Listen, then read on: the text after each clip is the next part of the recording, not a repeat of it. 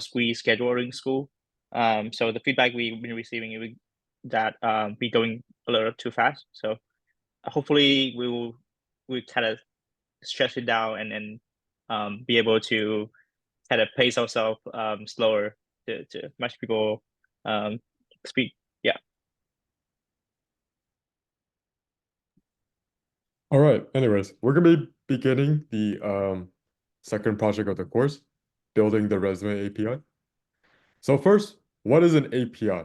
Or sorry, actually first, ideally you guys have the prerequisites done, which is installing Node.js, the runtime environment for JavaScript, and then installing VS Code, the IDE that's most commonly used in among the developer community. Because like going forward, we're gonna need these two to build out the project.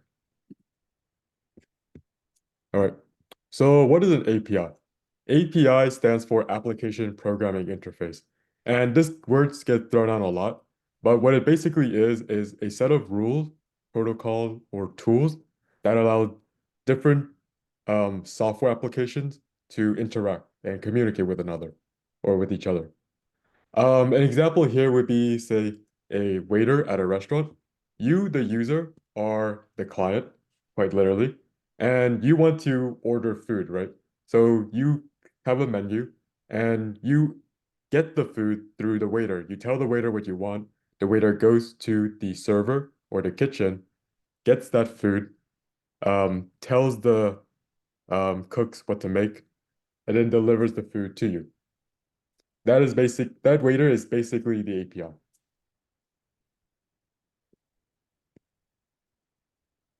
So what are REST API? REST is standing for Representational State Transfer. And what it basically is a style to develop APIs in. Um, Another way to think of it is like the architecture for this API. And REST APIs are the most commonly used by web application and mobile applications to communicate with a server.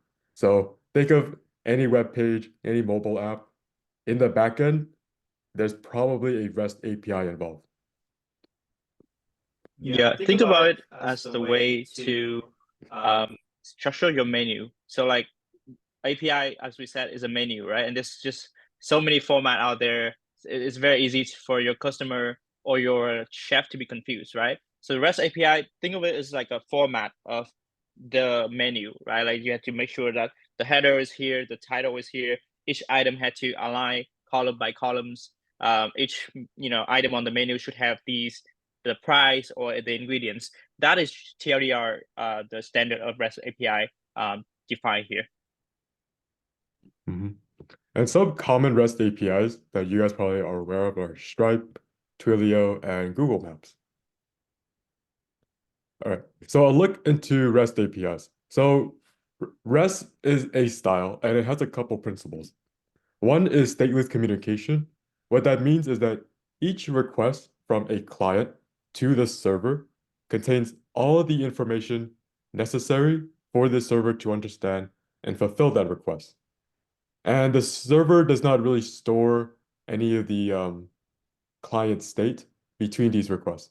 So you're before you make that request, you have all that information. Similar to how when you order food, you give out like, what you want exactly. Um, Tell it to the waiter, and then that waiter conveys it to the server. That way the server knows exactly how to make your thing. For example, like with steak, right? Like you want something that's well done or medium rare. So you tell it to the waiter, and then the waiter conveys that. So you get the exact state that you want. Another core principle is resource based. So resources for REST APIs are identified by URLs or uniform resource identifiers. And these resources are manipulated using a certain set of operations that we will go over shortly. So what do the URLs look like? Basically, like this. So you have, the um, the website name and then all these other parts to tell um, to, to show, you know, where the resources are located. But for resources, they should be grouped by noun and not by verb when you're developing REST APIs. So what are these right. So what are these operations?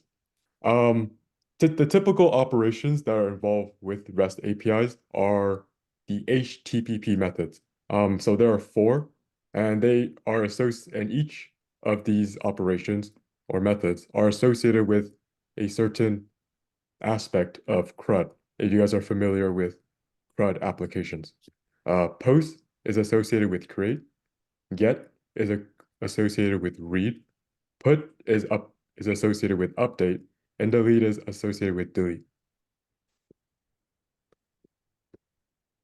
So let's do an example with a library of books. If you have something, say a URL where it's like /books, this can retrieve or get all the books that are located in this library. If you do /books/ID, you are getting a certain book by its ID. You could post or put, or sorry, not put, post as in update the library with a new book. You could put a request so you update the info of an existing book inside that library, or you could delete or remove a book from that library. For representation of resources, usually there's like in a JSON format or an XML format, which we're going to be showing you guys more of. But JSON, as you guys remember, is JavaScript object notation. So it's in that, so it looks like a JavaScript object when you look at it in a straightforward way. Okay. Do we have any questions before we start moving to the Express section? I think we might be going a little too fast, and we should share the slide to people as well, so they can it's more comfortable for them to take notes. Yeah, for sure. We're going to be sharing these slides right after as well. We should share right now. Right now, right now? Yeah. Oh, hold on. I don't have Discord open. Did you share the slide in Discord? Can you send me the link? Didn't I share you the slides already? Yeah, but I don't have the workplace admin to allow share to everyone. The public link. Oh, I see. Let me do that right now in the chat then. But do you guys have any questions about REST APIs in general or like the REST architecture before we move on? I think we should give some people some time to open the slide and swipe to the session that we are right now. So yeah. You just toot. You're a tutor. Excuse me? Or pardon?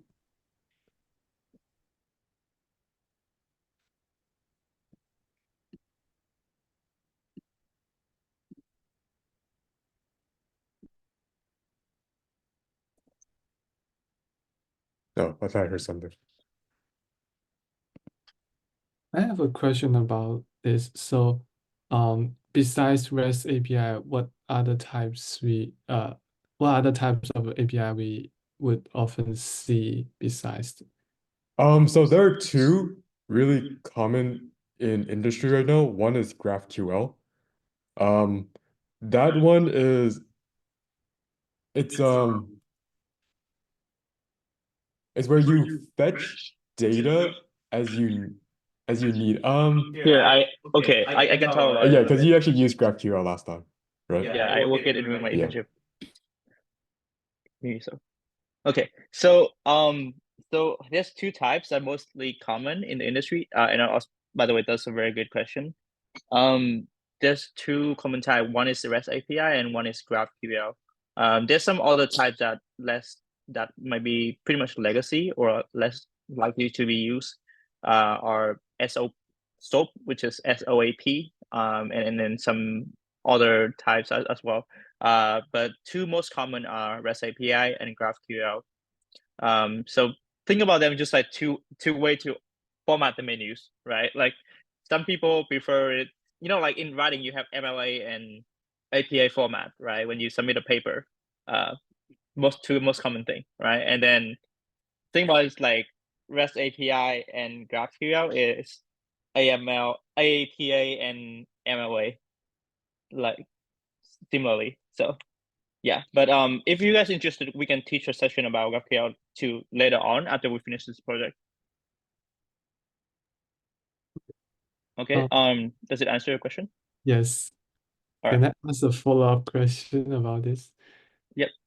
So, for example, you mentioned the Google Map, Stripe, they use REST API. So how can you know whether a website use a REST API or GraphQL? Like, is there any identifier you can tell? Sure. So the way you query it is a different. So in REST API, you use endpoint. In GraphQL, you only have one endpoint, but you use the fields. So you specify like these are the fields that I need. For example, I need this account. I just need this the age of this person. I need the address of them. You put in there. But for REST API, you use the endpoint. So GraphQL usually one single endpoint, one or two. The REST API multiple to grab the fields. Yeah, and usually on the documentation page of these companies, they will have they will mention whether that's a REST API or GraphQL API. Got it, got it. Mhm. Another one that's very common right now is gRPC, where instead of fetching with the resource you're fetching is a method. gRPC is it's a bit niche at the moment, but I believe companies like Slack use it for their like if you look at their documentation and you want to use like their API. But yeah, for the most part, as a web developer or as a software engineer, really, you're gonna be working with REST APIs. Unless you're working with a company that has a bunch of users, they may use GraphQL. Yeah, this usually GraphQL is better for like a lot of data. And we can talk about why when we get into that session of GraphQL. If people are interested, we can totally teach that. REST API is usually very faster to build, and I would say like REST API is 60% of the market compared to like GraphQL is like 30%. So if you know REST API well enough, yeah, there's a bunch of jobs out there that you can apply for and yeah, be qualified for it without knowing GraphQL. Yeah.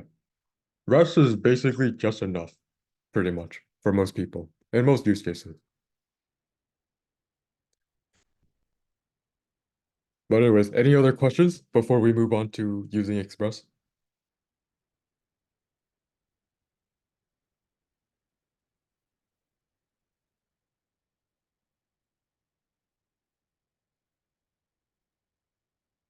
All right, in that case, let's move on. Okay, so Express.js, what is it? Express is a minimalist and flexible Node.js framework to build APIs and applications.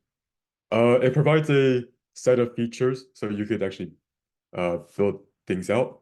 And essentially, it simplifies the process of building out applications and APIs for you.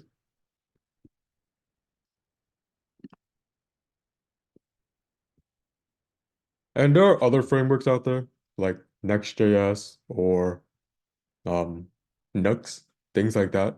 But Express is just very it's a common one to use. And it's also pretty simple.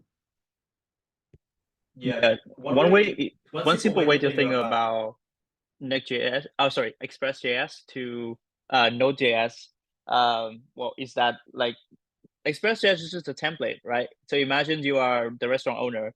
You want to obviously it will take more time to design your own menu style, right? So Express give you a bunch of template and then with a bunch of like blank spaces in there, and you put in your items in the menus. You just change, instead of the placeholders, you put in your items, like the dishes and the name of the restaurant, stuff like that. So yeah, it's not something too fancy, but it's a more efficient way. So you don't have to write code again. Yeah. And for people who come from a Python background, Express is basically Express to JavaScript is what Flask, Django, and Fast API is to Python. All right. Now, getting into the coding. What we're going to be building is a really simple application where we display a simple message to localhost 3000 or whatever port we specify. So, let's see. I'm just gonna reshare the slides real quick so people can have the code and you guys can follow along.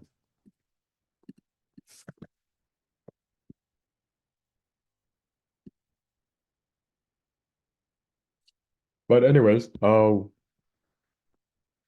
come down to the coding section once you guys pull up the slides, and then we're gonna be at 1, setting up the project.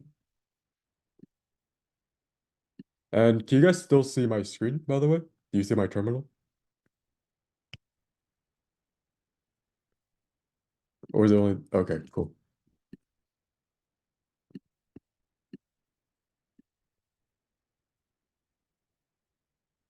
All right, so first things first, we're going to create a new project. Um, what folder is it? Oh, project, yeah. Let's call this resume API. Oh, let's call this. Oh, never mind. How about there we go. That's good. Okay, I think we should do it again so people don't have to follow the mistype that we have. Like, we should just highlight the line. Uh-huh. First, I'm just gonna open that up. But gonna- okay. Yeah, create a new project. You guys can specify whatever name you guys want. For me, I just chose resume API because we're gonna be building off of this to complete project 2.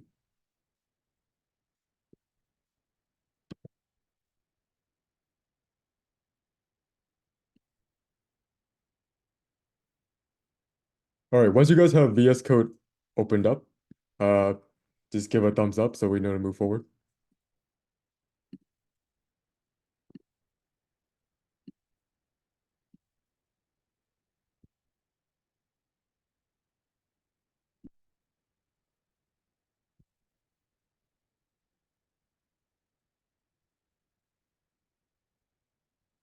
Let's give people a little bit of time. Mhm.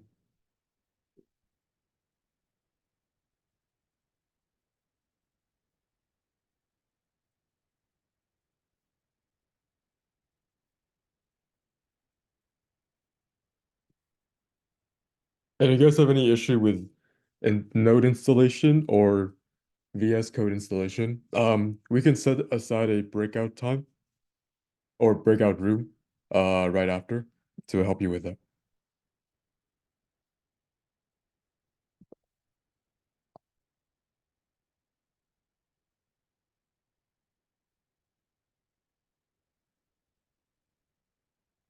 But is everyone good?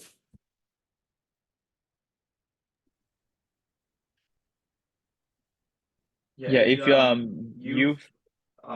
your VS Code ready and you have not put in like the thumbs up, please give us some thumbs up so we know that we good to continue.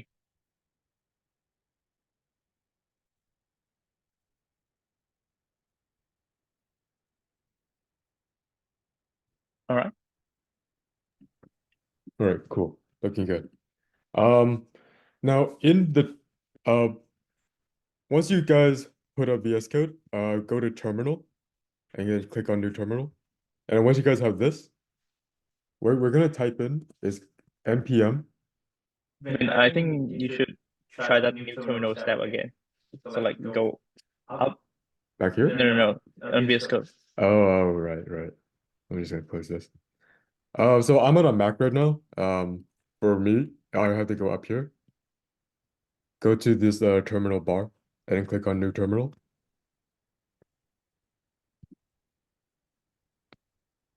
And it should pop up. Yeah. Yeah.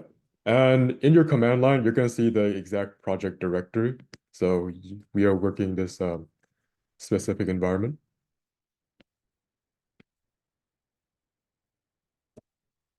All right.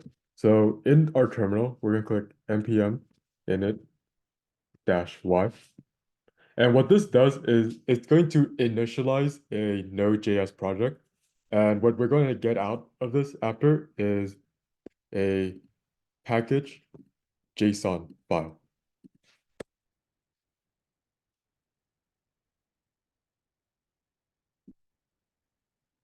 We're gonna go to this package JSON file and we can see the metadata that's involved with this JSON file. So for example, the name of the project, the apparent version of this project, as well as um, things like the scripts that we may be using, as well as what license this is under. All right. After that, we should be good with number one, setting up the project.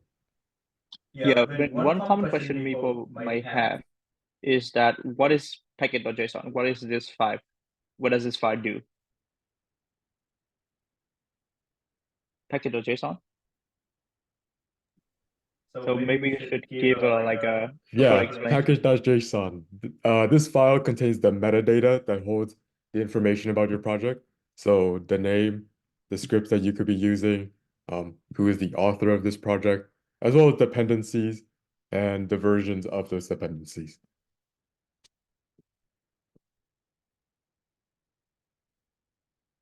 All right. Once we're done with that, we're gonna go to number two, which is actually testing out creating a node application. So I'm just gonna close this terminal real quick. All right. Going back to VS Code. Are we supposed to get the same message? npm init description. So you downloaded Node.js, yes? Okay. And you should have, since npm is working.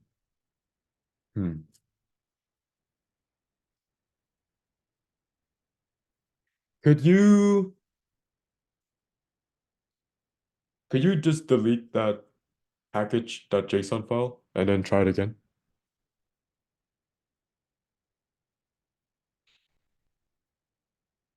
Huh.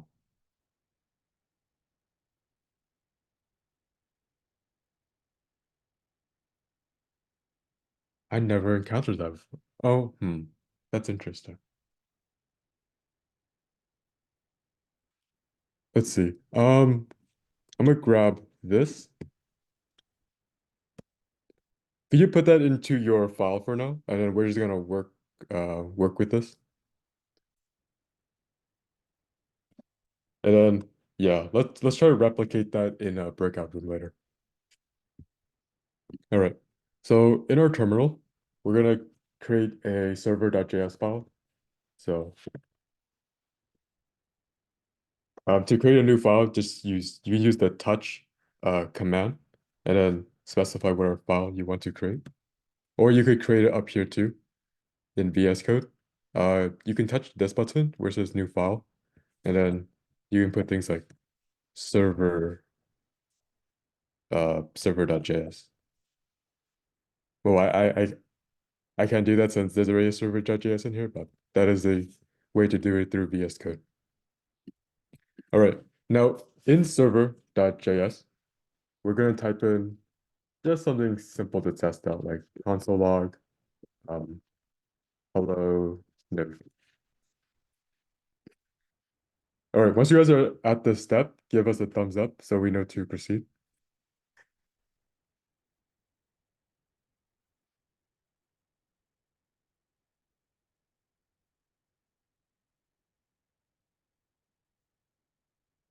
Cool. All right. I'm just gonna clear my terminal real quick. Now to start this application. Oh, wait, hold on. Sorry. No, not yet. To start this application, we actually need to create a simple script first. So go back to package.json and go to this script section. We're going to create a node script. So when we run this node script, it's going to run the specified node, specified JS file that we want. So we're going to call this script server, give it a colon, and then put in node server.js and then a comma right here. So it separates. Yeah, a quick way to think about this is just alias, or alias. There, because when you have to type this longer commands in there, so like no server is a very short command, but later on if you set up something more complicated, the command is going to be very long. So script is just a way to abbreviate that. Like we're saying when we run the script server, these command going to be executed. Like the node server.js is going to be executed, and even longer command we can put in there. So yeah, nothing too magical. It's just a alias. So once we have this in, so this make you don't have to put the node file in the terminal. Yeah, pretty much. Okay. So once we have this script inside package.json, we're going to run it. So we could run the server.js file that we made. So in your terminal, type npm run server, and then we'll click return. And then this is the output that you should be getting, which is the script or the information about the script that you ran, and then the output. Yeah, to run any scripts, on so all the script you see under the scripts tab there, to run any of them, the command is npm space run, and then space the script name. So in this case, the script is server, right? That's why we do npm run server. If we do npm run test, you're gonna execute the command on the right hand side of test. Yeah, that's just a kind of mental note in there. Yeah, if you guys get this output, that means that Node is working, npm is working, and that means that we're up to date. Can you guys give a thumbs up if this is your output?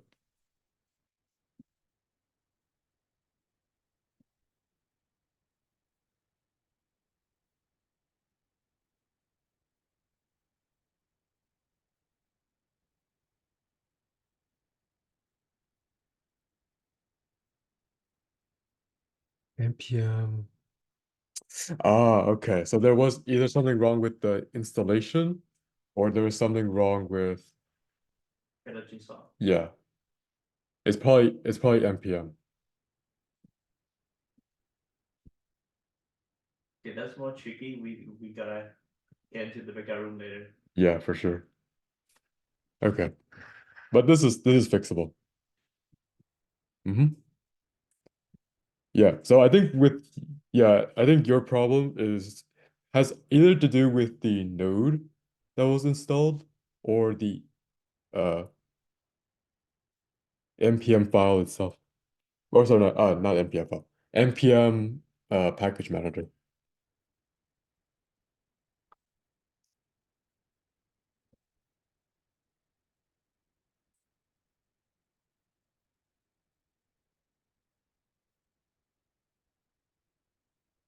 Yeah, don't worry, we got you.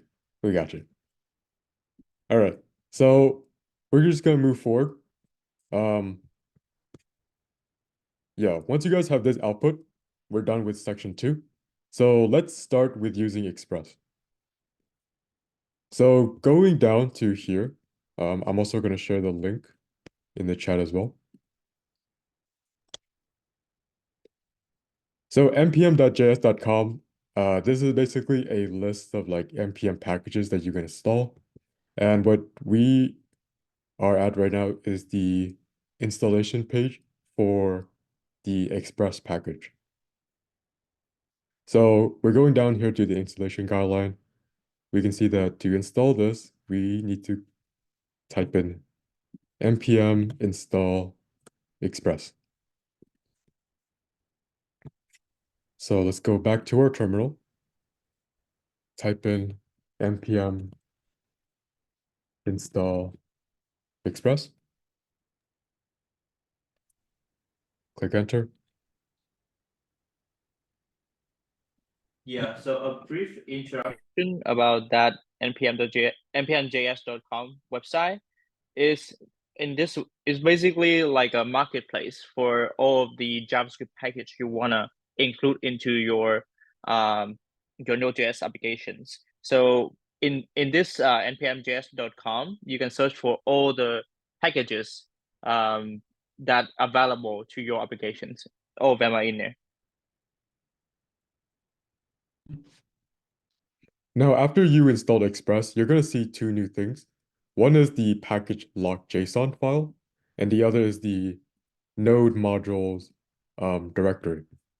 And what these are, for package lock.json, this is something that's generated by npm and is used to specify the version of every package that's installed for this specific project. And then for node modules, this is also generated by npm, and this is basically the actual package itself that was downloaded for the project. But yeah, once you guys done that, going back to package.json, we're gonna see two new well, technically three.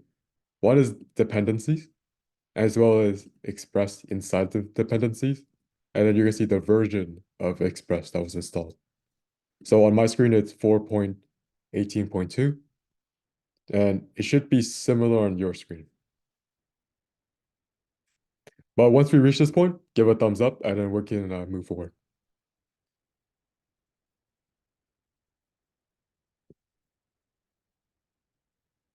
All right, cool. Now going back to server.js, now we're actually gonna get into the coding.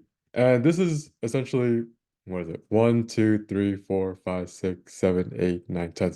10 lines of coding. So the first thing we're gonna be putting down is we're actually removing that. We're putting down const. So I'm just gonna, yeah, const express equals require express.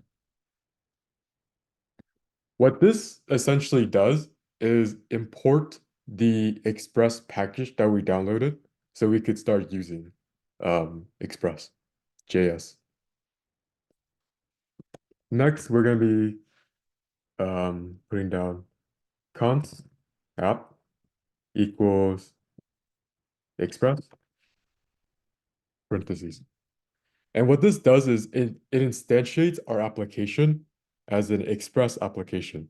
So going forward, this application can now actually use the the features that are built in Express.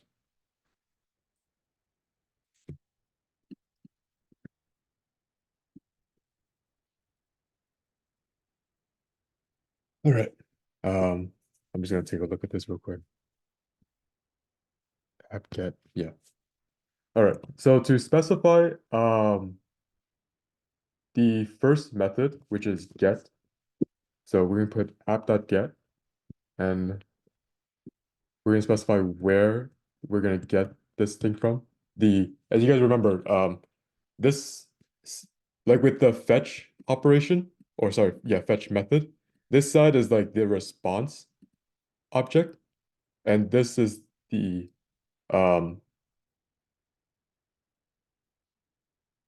options object. So what you're going to be doing with the resource, with like the resource located here. So we're going to say app get function, say res.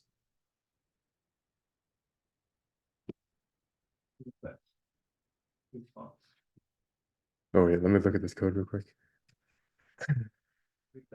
Oh yeah, that's right, request response.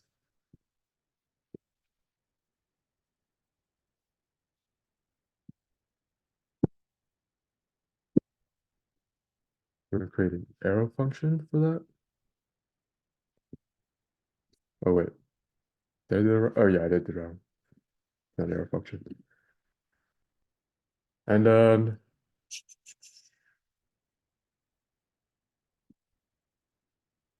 yeah, what we're gonna be sending as a response is, let's say hello node, like what we wrote before in that console log. All right. So what this is gonna do is it's going to basically get this response, so the hello world, hello node, and it's going to output it to where we specify it's going to be outputted, which is for this slash, it's basically the home page of an application. I think we can put some comments above the code so it's easier to see. Oh, the comments are actually down in the thing itself. Okay. Yeah, but they're a bit long, you know.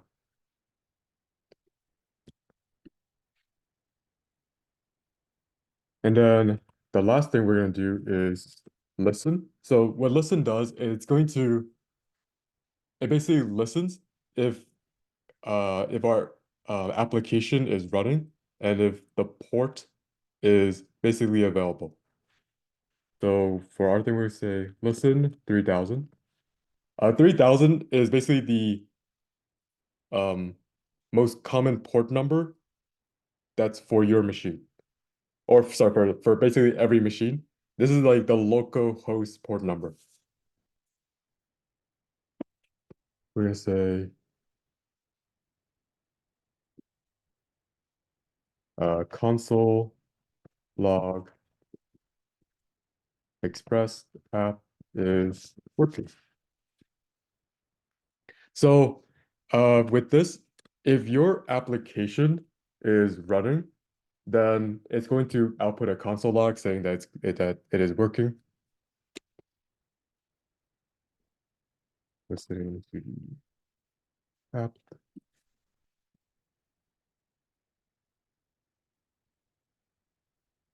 Delivering the resource to the homepage. All right. Once you guys are done with the code, can you guys give a thumbs up so we can proceed?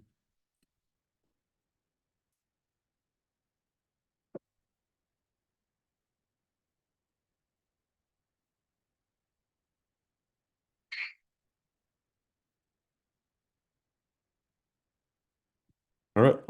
And now we're going to be typing in run, or sorry, npm run server again, so we could run this Express application. So type this in. Here in the terminal, you can see Express app is working. So that means that the app is listening to where it's being active, where it is active. And usually that means going to localhost 3000. I'm also going to put into chat. But on your localhost colon 3000, you should see hello node, which is what we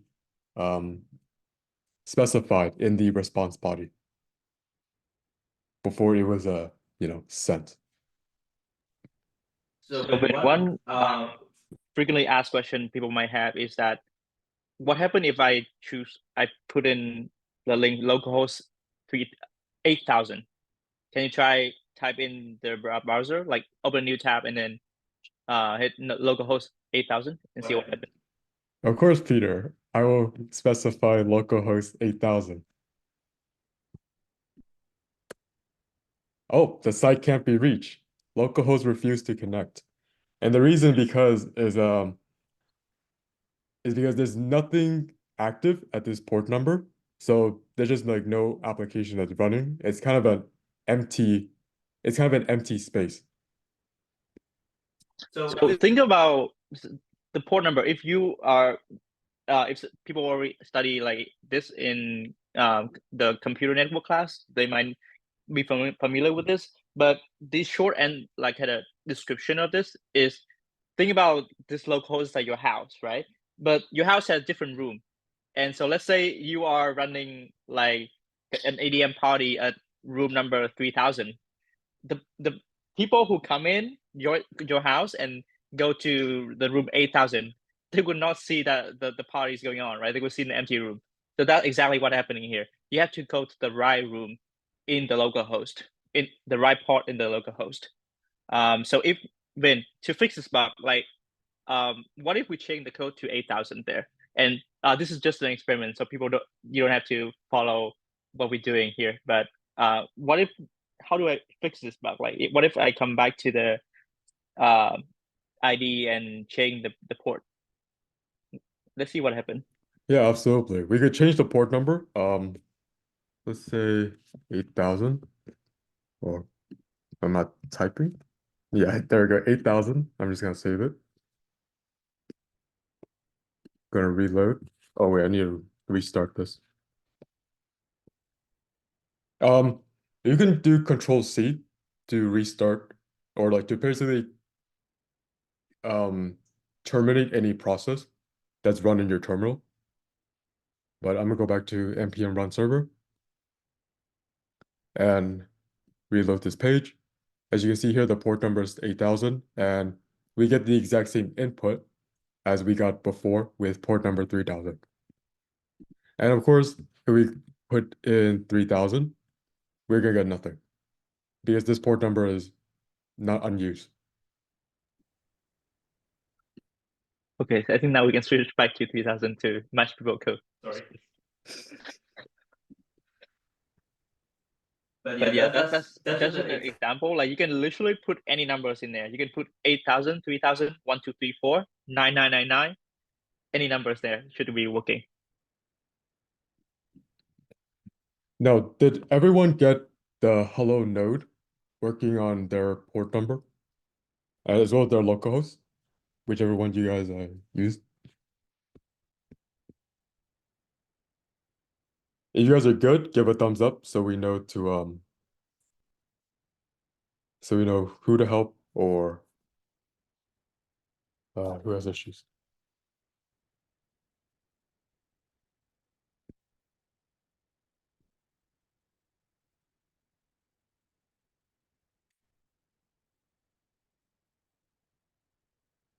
All right, I'm just gonna kill this process and then exit out of here. And that was pretty much it for this session. So to do a small recap, we went over APIs, what the REST architecture is, as well as what are the key components of a REST API. We went over Express, how it's used to build web application, as well as coding up finally a simple Node application. And then we use Express to create a simple endpoint and then deliver data to that endpoint. The data here being the hello node string. That is the message that we want to send. And then further explanation of each individual line could be found inside the slides as well.